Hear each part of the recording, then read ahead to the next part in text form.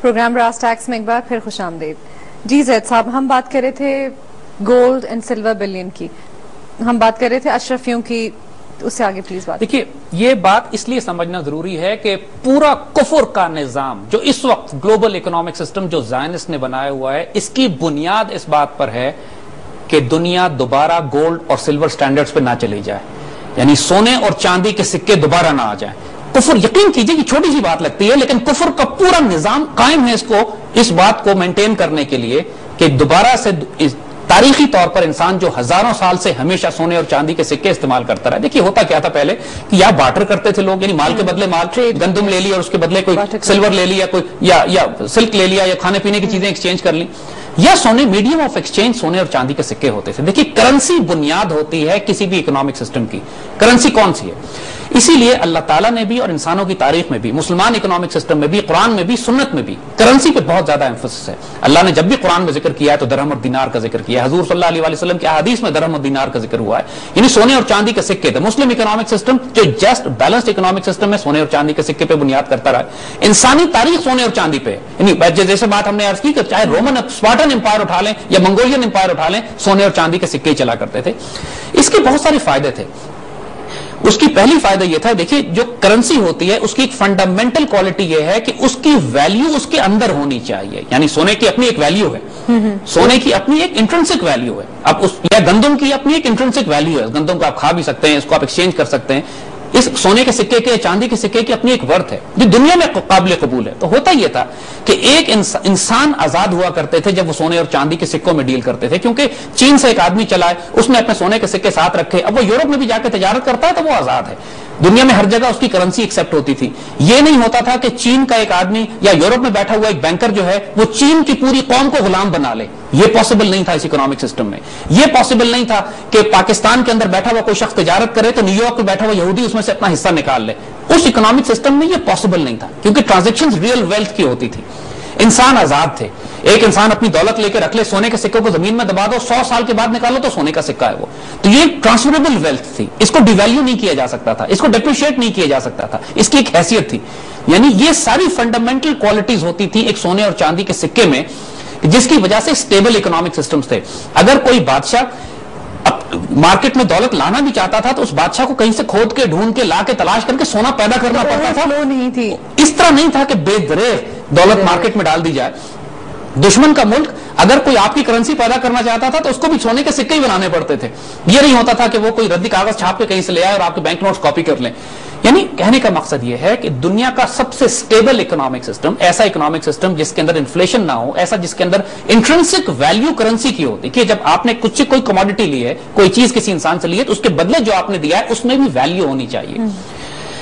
اسی لیے اللہ تعالیٰ نے قرآن میں تجارت کو حلال قرار دیا ہے، ربا کو حرام قرار دیا ہے. کیونکہ ربا اس زمانے سونے اور چاندی کے سکوں کے دور میں بھی ربا کا نظام یا سود کا نظام، ربا یا سود کا نظام چلا کرتا تھا. کس کو کہتے ہیں ربا؟ دیکھیے کہ مثال کے طور پہ ایک انسان کو آپ نے 100 روپے قرض دیا یا 100 اشرفی قرض دی اور جواب میں آپ نے اس سے کہا کہ اوور پیریڈ آف ٹائم میں 120 یا 130 اشرفیاں تم سے واپس لوں گا. جس کو ہماری اردو میں سود کہتے ہیں، انٹرسٹ اس کو، یا اس کو عربی میں اس کے لیے ٹرم ربا ہے. قرآن نے لفظ ربا استعمال کیا. ظاہر ہے سود فارسی کا لفظ ہے، ربا عربی کا ہے، ہمارے اردو میں سود استعمال ہوتا ہے لیکن یہ انٹرمنگل ٹرم ہے، ایک ہی معنی ہے ان کا. تو ہم سود استعمال کریں گے یا ربا استعمال کریں، it means the same thing.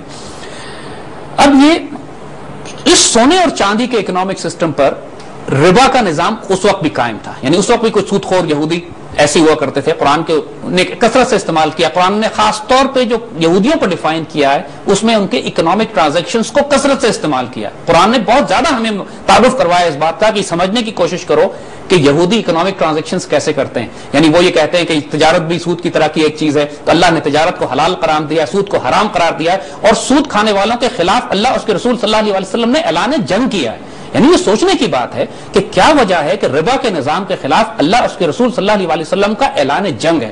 اعلان جنگ یا تو اللہ تعالیٰ نے سورہ توبہ میں مشرکین کے خلاف کیا ہے، یا اعلان جنگ کھلم کھلا حرب من اللہ و رسول کے الفاظ استعمال ہوئے ہیں جو سود اور ربا کا کاروبار کرتے ہیں. یعنی ایک لمحے کے لیے سوچنے کی ضرورت ہے کہ ایسی کون سی خوفناک بات ہے. اور دوسری جگہ اللہ نے فرمایا کہ سود اور ربا کا کام کرنے والے ایسے ہیں جن کو شیطان نے چھو کے باولا کیا ہوا، یا تخبط الشیطان من المس، یعنی شیطان ان کو چھو کے دیوانہ کر دیتا ہے، پاگل कर देता है, यानी दे आर मैड पीपल। इतने एम्फेसिस से बात किए। सो इसलिए हम एम्फसाइज कर रहे हैं इस बात पे कि यू नीड टू अंडरस्टैंड कि सूद और रिबा का जो निजाम कायम हुआ है, जिसकी बुनियाद पर आज ये ग्लोबल इकोनॉमिक सिस्टम जो कि दज्जाल का निजाम है, जो कि ज़ायनिस्ट कायम करना चाहते हैं, जो प्रीरिक्विजिट है उनकी उस ग्लोबल ग्रेटर इसराइल स्टेट बनाने के लिए, और जिसके नतीजे में इसराइली रियासत से बैठ के इनका इरादा यह है कि पूरी दुनिया पर कब्जा करके इकोनॉमिक इंस्लेवमेंट और उसके बाद फिजिकल इंस्लेवमेंट उस कौम को करेंगे। इसलिए यू नीड टू अंडरस्टैंड कि तारीखी तौर पर सूद और रिबा का निजाम और करेंसी का कॉन्सेप्ट क्या था और इसको इन्होंने किस तरह मैनिपुलेट किया पिछले 150 साल में, कि वहां से लेकर आज जो निजाम आप देखते हैं वो यहां तक कैसे पहुंचा। डिफिकल्ट कॉन्सेप्ट है, हम तेज नहीं जाएंगे, हम इसमें आहिस्ता बात करेंगे, लेकिन you need to understand this very concept. जो ब्रीफ करते हैं, करेंसी को समझिए पहले। Base concept is currency. Currency तारीख इंसानी में रियल वेल्थ होती थी। जब ट्रांजैक्शन करते हैं आप किसी माल किसी चीज का, तो जो आप चीज देते हैं उसकी अपनी वैल्यू होनी चाहिए। कैश का मतलब यह है कि आप उसको माल के बदले माल दें या उसको सोने और चांदी के सिक्के दें। ये इकोनॉमिक सिस्टम स्टेबल होता है, इसको समझिएगा। हम इसको बिल्ड करके फिर आगे आएंगे कि कहां से वो इकोनॉमिक सिस्टम जो सोने और चांदी के सिक्के पे था, ये वहां से निकलकर आज कैसे पहुंचा। जब ये बात हो रही है तो जहन में यही सवाल आता है कि where did this paper money concept then come from, its origin और उसकी मॉडर्न शेप क्या है, तो इसके बारे में जरा थोड़ा सा हमें बताएं। मैं आपको पहले जनरल कॉन्सेप्ट देता हूं, इससे पहले कि फिजिकली जो बातें हम करेंगे उसकी फिजिकल मिसालें आपको अपने आसपास देंगे। पहले जनरल कॉन्सेप्ट एक समझ लीजिए। देखिए, मिसाल के तौर पर एक माशरा है जिसके अंदर लोग सोने और चांदी के सिक्के इस्तेमाल करते हैं, जिस तरह दुनिया में हमेशा होता है। उस माशरे में एक शख्स ने अपनी दुकान खोली जिसको नाम रखा उसने बैंक, और उसने आके लोगों से यह कहा कि तुम सोने और चांदी के सिक्के लेके फिरते हो, तुम्हें दिक्कत होती है, लोग लूट लेते हैं, तकलीफें होती हैं, तुम ऐसा करो कि सोने अपना लाकर मेरे पास जमा करा दो और मैं तुम्हें उतने सोनों की रसीद इशू कर देता हूं, यानी 100 सेफ डिपॉजिट। तुम मुझे 100 अशरफियां दो, मैं तुम्हें रसीद दे देता हूं 100 अशरफियों की। तुमने मुझे 50 अशरफियां दो, मैं तुमको रसीद दे देता हूं, तुम आपस में तिजारत रसीदों पे कर लो। और यही होना शुरू हो गया कि जब लोगों को इत्मीनान हो गया कि ये बैंक बना हुआ है, अपनी अशरफियां उन्होंने बैंक में जमा करा दी, रसीदें ले ली। अब एक कॉन्सेप्ट मैं आपको बताऊं, 100 अशरफियां अगर बैंक पे रखी हैं, 100 रसीदें मार्केट में चल रही है तो बिल्कुल ठीक है। जिस आदमी को जरूरत है वो बैंक के पास अपनी रसीद लेकर आता था, अपनी अशरफियां लेता था और चला जाता था। तो आसानी है, यहां तक तो बड़ी आसानी है। फिर ये हुआ कि जिस शख्स ने बैंक बनाया था उसने ये देखा कि ये लोग जो हैं ये आपस में इतने खुश हैं रसीदों से काम करने में कि कोई आता नहीं है सोना लेने के लिए मेरे पास। तो चूंकि उसके पास इख्तियार था रसीद इशू करने का, तो सोना उसके पास 100 रुपए का था, रसीदें उसने 1000 रुपए की इशू करना शुरू कर दी। अब ये जो 900 रुपए की फालतू रसीदें उसने इशू की हैं, कि जाली रसीदें हैं। अगर इसको ज़हन में रखिएगा जरा, यहां पे बैंकिंग सिस्टम शुरू हो रहा है। Try to understand this. अगर 100 रुपए का सोना उसके बदले 100 रुपए की रसीद है तो वो रसीद तो ठीक है, क्योंकि उसके पीछे सोना मौजूद है।